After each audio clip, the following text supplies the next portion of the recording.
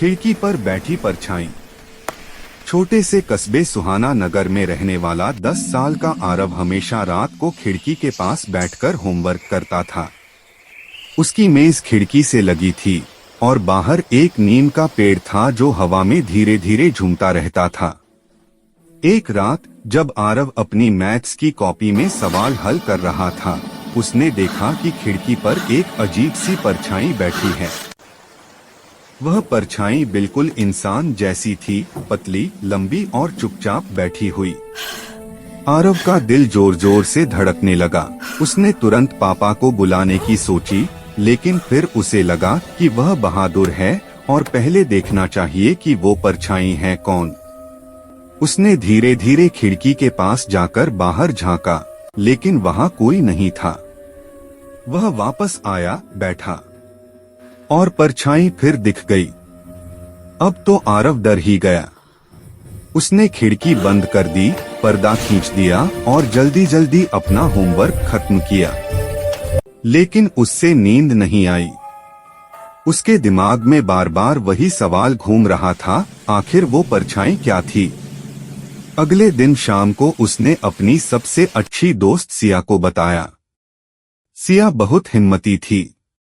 उसने कहा, आज रात मैं तुम्हारे घर आऊंगी, हम दोनों मिलकर देखेंगे। रात आई। दोनों खिड़की के पास बैठे। हवा चल रही थी, पेड़ के पत्ते हिल रहे थे। अचानक वही परछाई फिर दिखाई दी। इस बार सिया ने डरने की बजाय टॉर्च उठाई और खिड़की की ओर रोशनी फेंकी। रोशनी पड़ते ही दोनों की आंखें फटी की फटी रह गईं। वहां कोई भूत नहीं, बल्कि एक छोटा सा उल्लू बैठा था।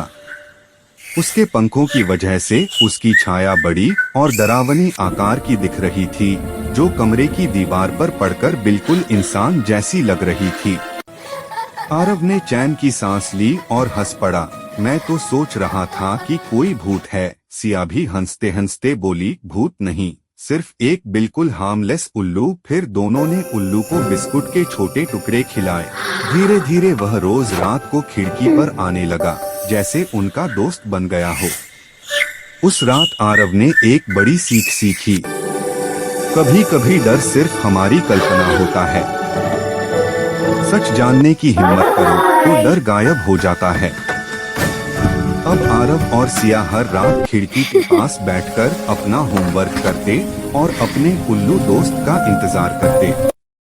खिड़की पर बैठी परछाई अब डर का नहीं, बल्कि दोस्ती का निशान बन चुकी थी।